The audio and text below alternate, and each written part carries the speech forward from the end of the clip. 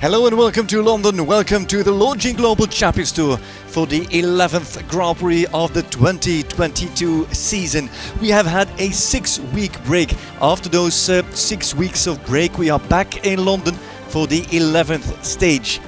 Ben Meer, who is present here, he did not qualify for this Grand Prix, so a unique chance for the Vos maybe to overtake Meer. Christian Ahman is in the ring, the championship leader with 210 points on the table, well ahead of Ben Meer and Peter de Vos. He is on solid gold. The higher that he finishes, the more points he will collect, but with the more pace, the more risk, and there is a lot of risk, and it's on 12 now, solid gold, and Christian Ahman, and it looks like he will retire. Yeah, he does so. So Ahman will score minimum points here in London. 6 men and women jump off. 2 ladies in the mix, with Edwina TopsAlexander as first to go and Ella Whittaker as second to go. It is Edwina TopsAlexander, and she is aboard fellow Castlefield.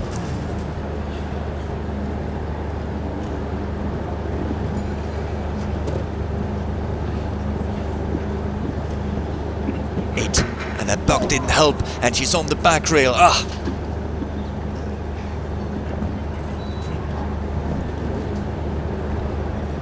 Holds for 8 though into the triple, doesn't risk the 7. It's now a double combination. Cuts inside it, twice inside, slightly on the angle now. This is an interesting approach from Edwina TopsAlexander. With the angle, she can easily make the inside turn to the upright. This is the vertical, and then the long gallop. And the 9 strides to get home, and that's a finish for Edwina TopsAlexander. Unlucky fault. And a unique chance as an outsider to win a golden ticket to the Super Grand Prix in Prague. First of 2 Brits. Here goes Ella Whittaker with the whole of London behind her.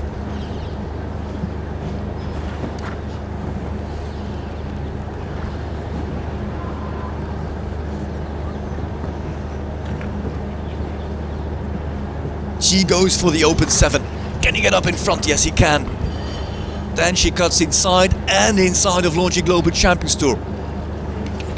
Doesn't get the run out, doesn't get too deep. This is nice. Comes round again. Still on the clear. TopsAlexander had 9 strides in this line. What does Ella Whittaker do? She opens up, looks for the final fence. Here it's standing on double clear. Double clear indeed. 39.78 in the jump off of the Longines Global Champions Tour Grand Prix. Home rider Ella Whittaker takes the lead.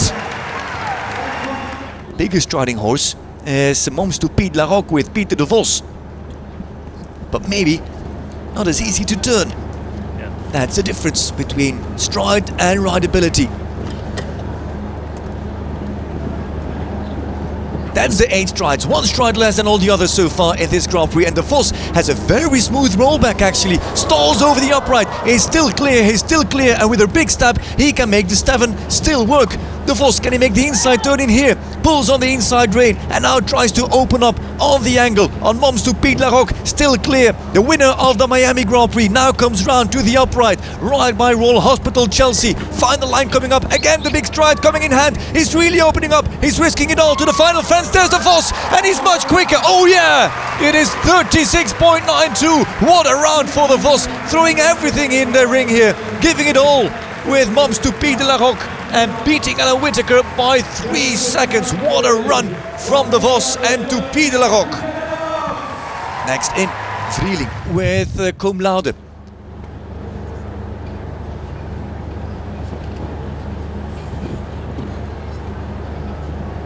Also pushing for the 8. He has seen that from de Vos. De Vos, who produced this Cum Laude with his wife, with Caroline Poels de Vos. Now it's Vrieling with the reins.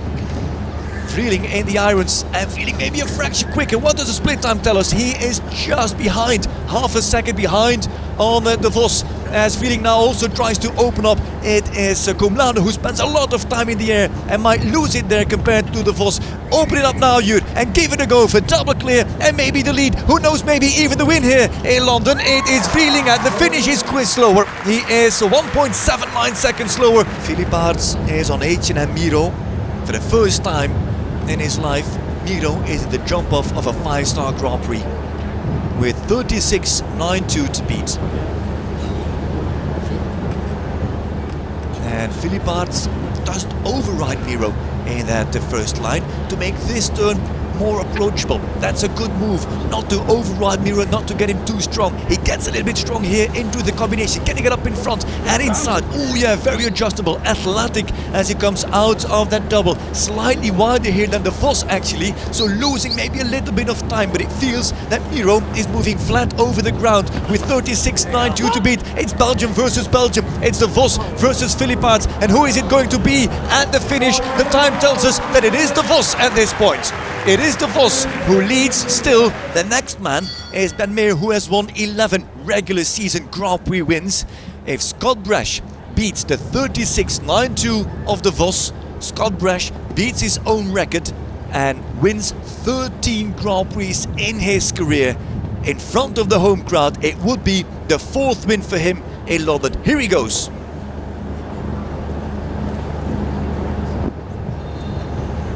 Just like Philipparts, maybe with the extra step, but look at this rollback. Whoa, risky, and it's gone, and the Vos wins the Grand Prix because it's gone.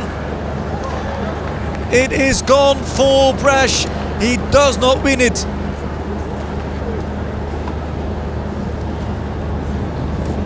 It is a pity for Brash, who raced round, but the Vos wins the Longines Global Champions Tour Grand Prix of London. His first one since Miami.